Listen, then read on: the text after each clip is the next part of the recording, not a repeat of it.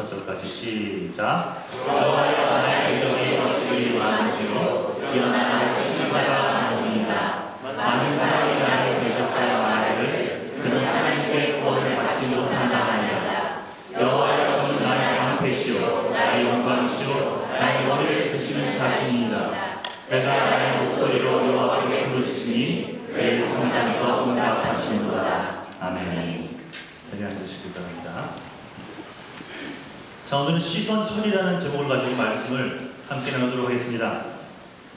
자, 여러분 인생을 살면서 가장 힘들었던 순간들이 있었을 겁니다. 나이가 드신 우리 어르신에서부터 또 이제 중년의 우리 어른들, 이제 결혼한 우리 식구들, 또 이제 우리 청년들, 고등학생, 중학생까지 저번에도 말했지만 어린아이들까지 막 인생이 힘들다라고 막 그런 얘기들 하는데 아무튼 나름대로 전부 다 힘든 순간들이 있었을 거예요. 형편이 어려워서 자식들에게 한 끼도 제대로 못 먹여가며 살아왔던 또 어르신들도 있었을 것이고 또 식구 중에 누가 한 명 아파보십시오. 그러면 그 식구 전체의 삶이 변해버립니다. 그런 아픔들. 또한 사소한 오해로 어느 집단에서 철저하게 말도 안 되는 그런 오해 속에서 따돌림을 받아왔던 그런 경험도 있을 것입니다. 하지만 여러분, 먹을 것이나 돈이 없어 힘들고 또 몸이 아파 괴롭고 소외돼서 힘들어도 그 아픔을 함께 해줄 사람이 있다면 견딜 수 있습니다. 하나님이 사람을 그렇게 만드셨어요. 함께하면 어떤 어려움도 견딜 수 있도록 하나님이 그렇게 인간을 만드셨습니다. 서로 의지하도록, 서로 붙잡아주도록, 서로 세워주고 또 한쪽이 울면 다른 한쪽이 그 눈물을 닦아주고 견딜 수 없는 아픔 중에서 따뜻한 그 허그 하나에, 그 사랑한다는 말 하나에 다시 살아갈 용기가 나도록 하나님이 인간을 그렇게 만드셨어요. 그러니 정말 견딜 수 없이 비참한 생각이 드는 그런 때는 이런 어려움을 겪을 때 내 곁에 머물러 줄 사람이 아무도 없을 경우입니다. 특히 곁에서 함께 의지되었던 그런 사람들이 등을 돌리게 될 때 느끼는 그런 감정, 그거 느껴보셨습니까, 여러분? 겪어본 사람이라면 얼마나 비참하고 이것이 가슴 찢어지는 일인지를 알 것입니다. 그러니까 오늘 본문에 이런 경험을 한 사람이 나옵니다. 바로 다윗 왕이에요. 그는 두었던 여러 명의 그 자식들이 있었거든요. 그 자녀들 중에 가장 아끼고 사랑했던 아들이 있었는데 그게 첫 아내 마아가에서 난 압살롬이었습니다. 압살롬. 자, 압살롬에게는 다말이라는 친누이가 있었어요. 그 동생.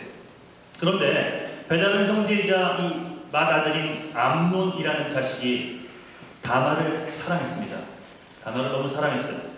그런 중에 암논은 이 다말을 힘으로 겁탈을 합니다. 당시에는 왕실의 이 배다른 형제들끼리 결혼이 가능했기 때문에 어찌되었건 이 암논이 다말을 아내로 맞으면 상황이 전부 다 무마가 되는 거였어요.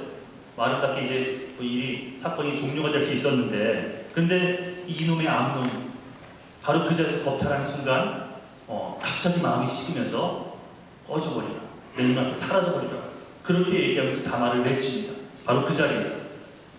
그러니까 이 사실을 다말의 친오빠인 압살롬이 알게 되었고 이 암논에게 복수를 하고자 2년 동안 일을 갈았습니다. 2년 동안 치밀하게 기회를 엿본 압살롬이 드디어 암논을 자기의 처소로 유인한 후에 그를 죽이고 맙니다. 복수한 거죠. 그리고 인근 그술 왕에게로 도망갑니다. 그 외갓댁에 있는 그 그술 왕에게로 피난을 갑니다. 다윗 왕이 두려웠겠죠. 당연히 다윗은 장자 암논의 죽음으로 인해 슬픈 나날을 보냈지만 그는 압살롬 역시 사랑했기 때문에 그냥 도망간 그대로 놔둡니다. 그로부터 3년이 지났어요. 그러자 다윗의 마음속에 이미 죽은 암논에 대한 마음은 서서히 사라졌고 오히려 암논을 죽인 압살롬이 보고 싶어 마음이 간절해지기 시작합니다. 그러니까 살아있는 자식이 그랬을 거예요. 다윗은 압살롬을 그만큼 사랑했기에 결국 그를 다시 예루살렘으로 불러들였고 그로부터 2년 후에 그를 완전히 용서해 줍니다. 그러니까 다윗이 이 압살롬을 얼마나 사랑했는지 여러분 알 수 있는 대목입니다. 그런데 말입니다. 그랬던 아들 압살롬이 지금 군대를 이끌고 아버지를 죽이고자 지금 예루살렘으로 쳐들어오고 있는 거예요. 그 상황에서 쓰여진 글이 바로 시편 3편이에요. 이 기가 막힐 일이었습니다. 다른 아들도 아닌 가장 많은 사랑을 준 아들 아닙니까? 그 압살롬이 지금 반역을 일으킨 거예요. 그에게 모든 사랑을 다 쏟아부었고 그의 죄악에도 불구하고 그를 용납해 주었던 자신에게 그 압살롬이 지금 칼을 걸고 다가오는 것입니다. 그러니까 사랑했던 아들의 배신, 그것도 사소한 배신이 아니라 그 자식이 아버지의 모든 것을 다 빼앗으려고 달려오는 엄청난 배신이었습니다.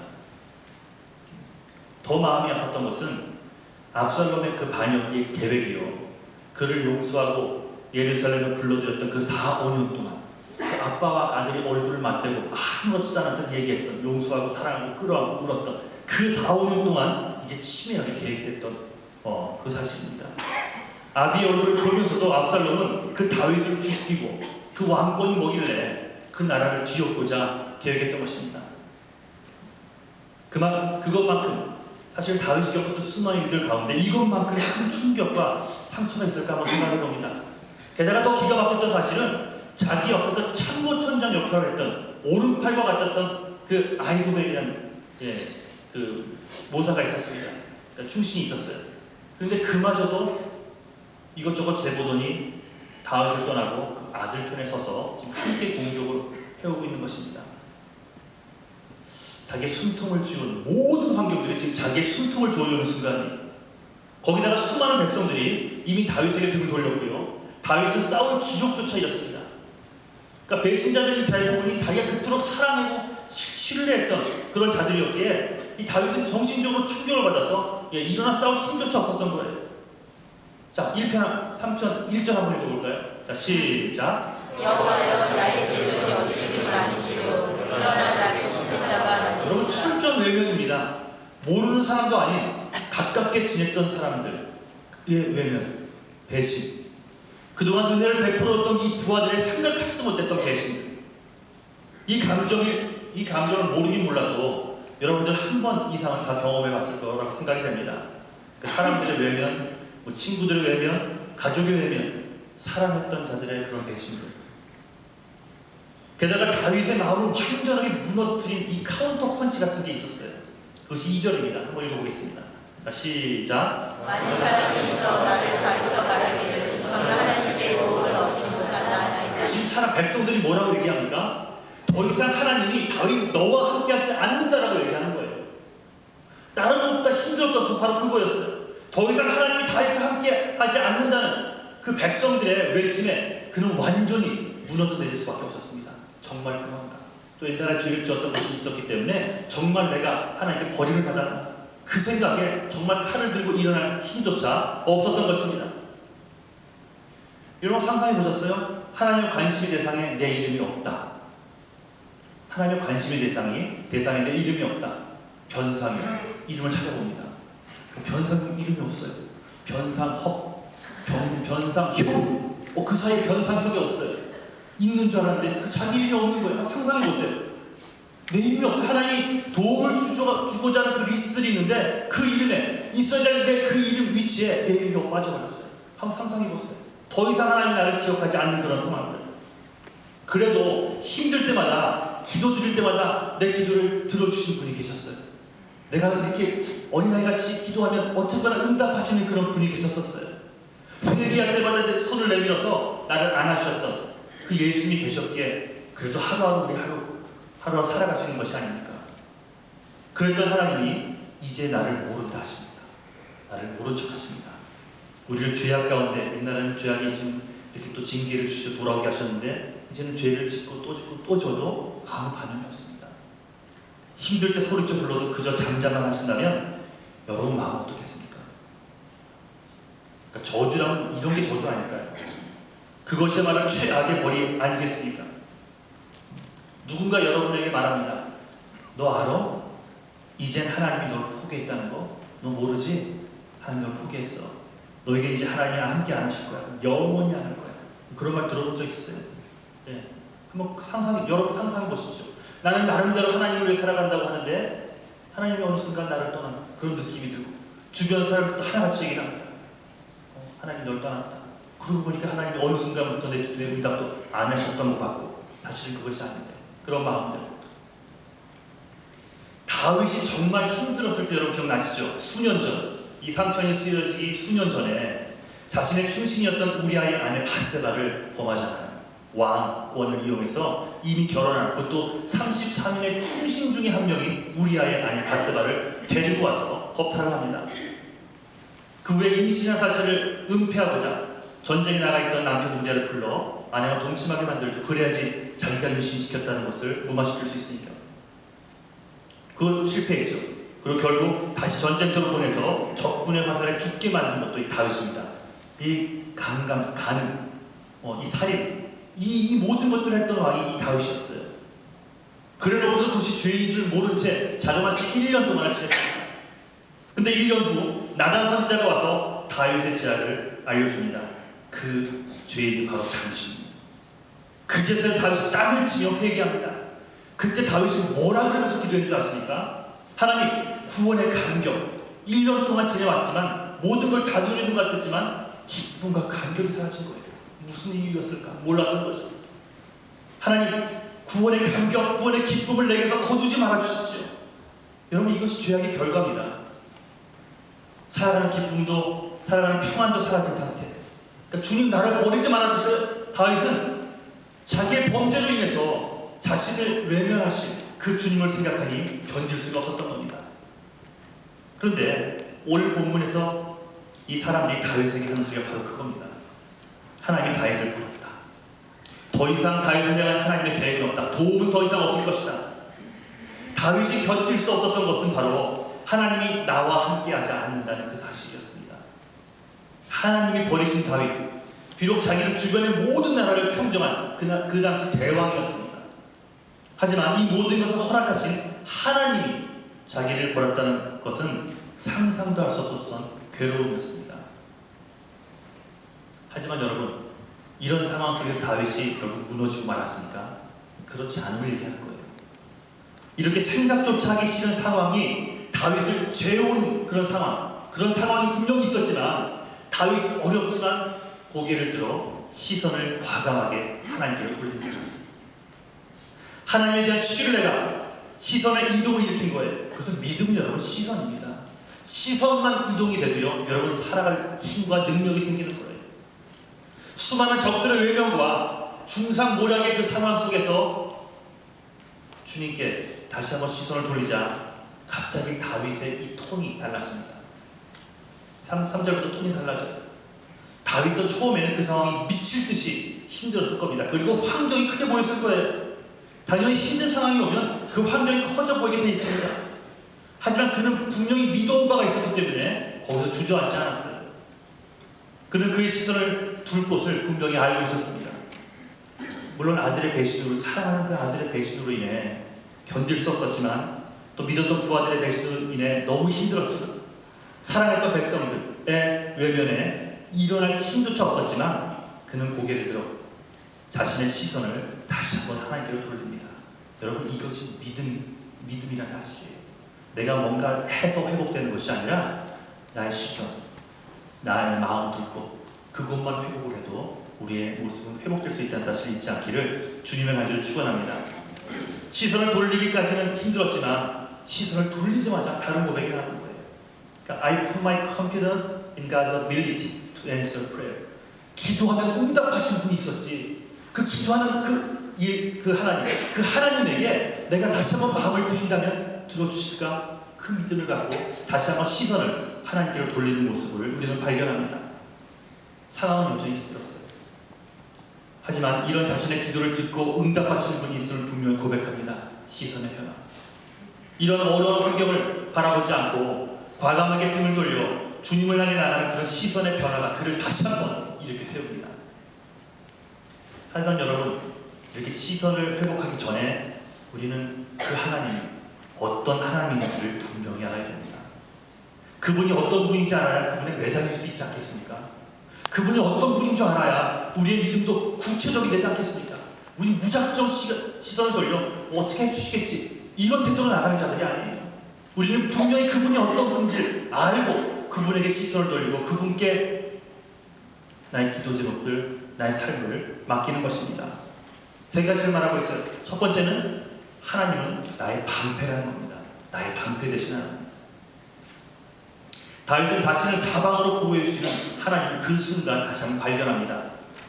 자신이 피할 것은 다른 것이 아니었어요. 모략가도 아니었고 아들도 아니었고요. 바로 하나님이었음을 그 순간 다시 한번 깨닫습니다. 세상 사람들은 심지어는 이 같은 이 교회 교우들까지도 나의 모습을 바라보면서 판단을 쉽게 잘합니다.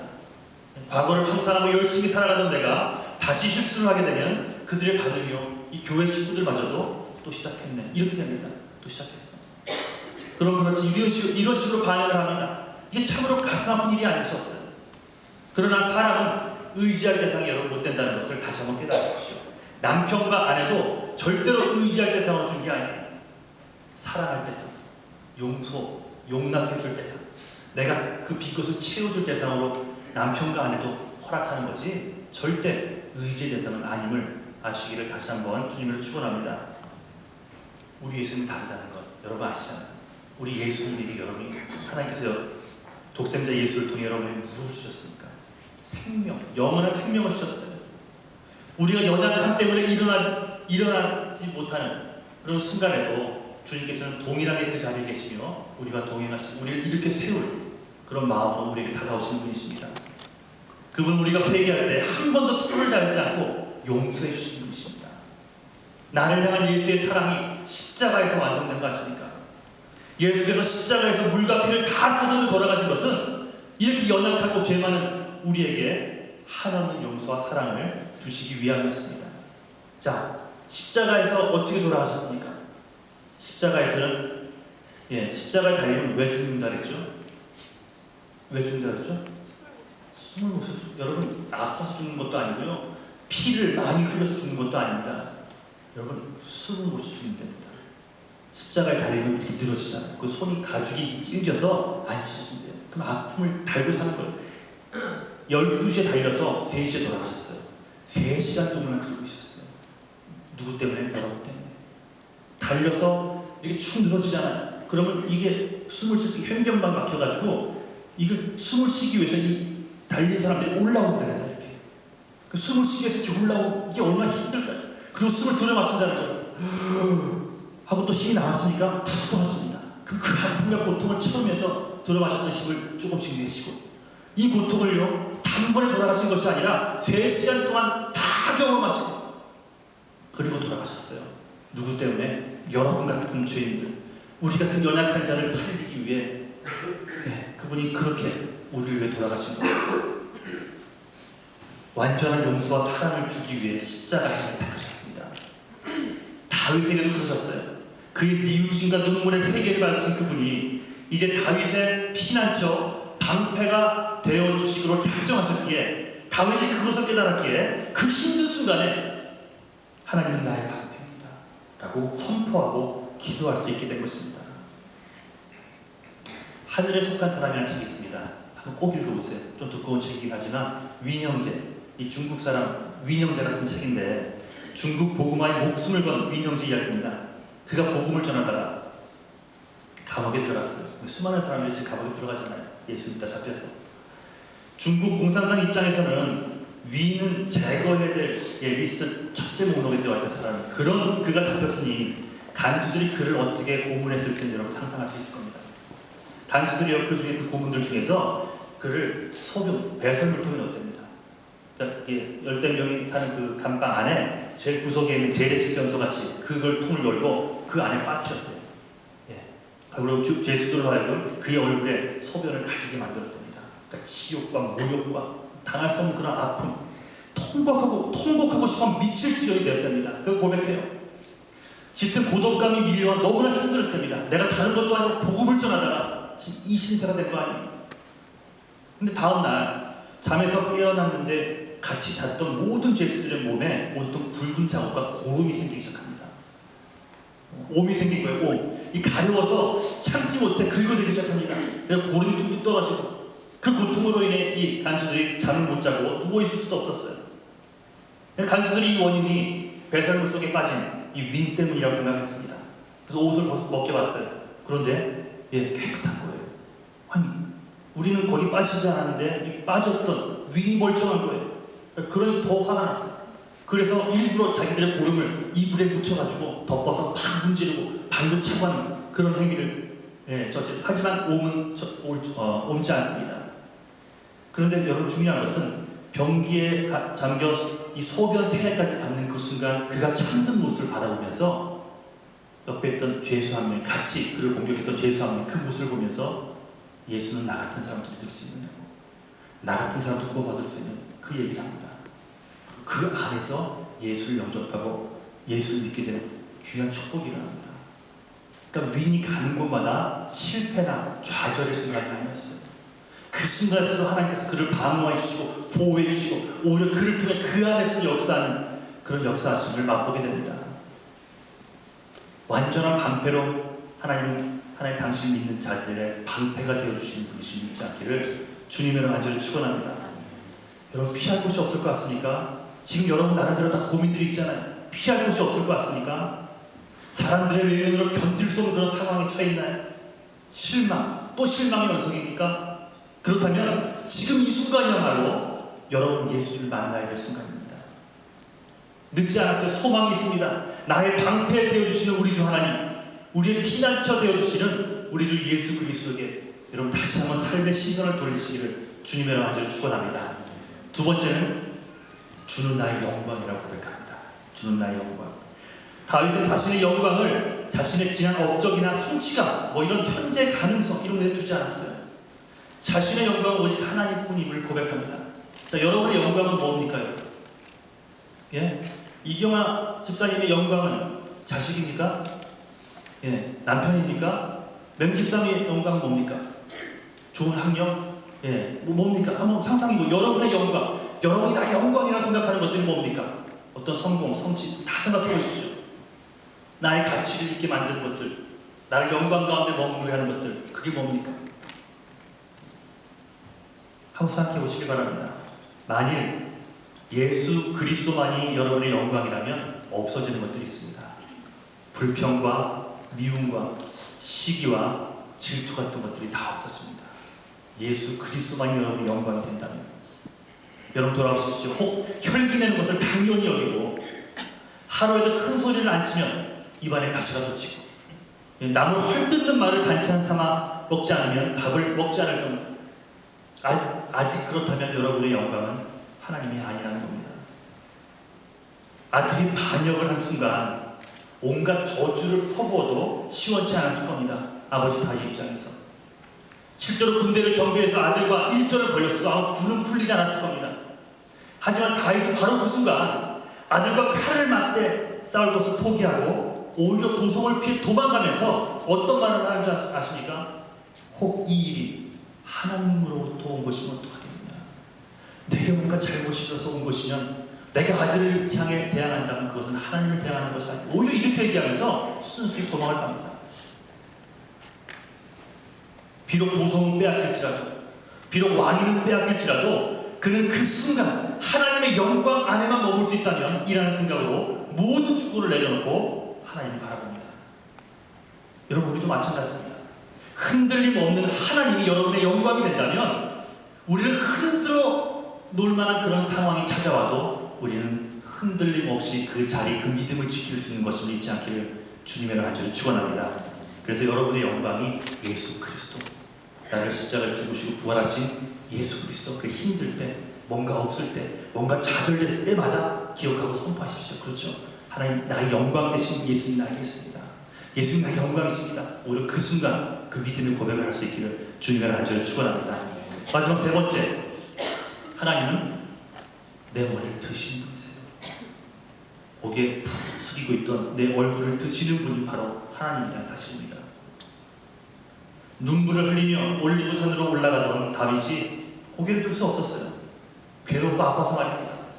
하지만 하나님은 그의 고개를 기쁨으로 들으셨습니다. 기쁨으로. 그동안 믿었던 자들은 모두 떠났을지라도 다윗 곁을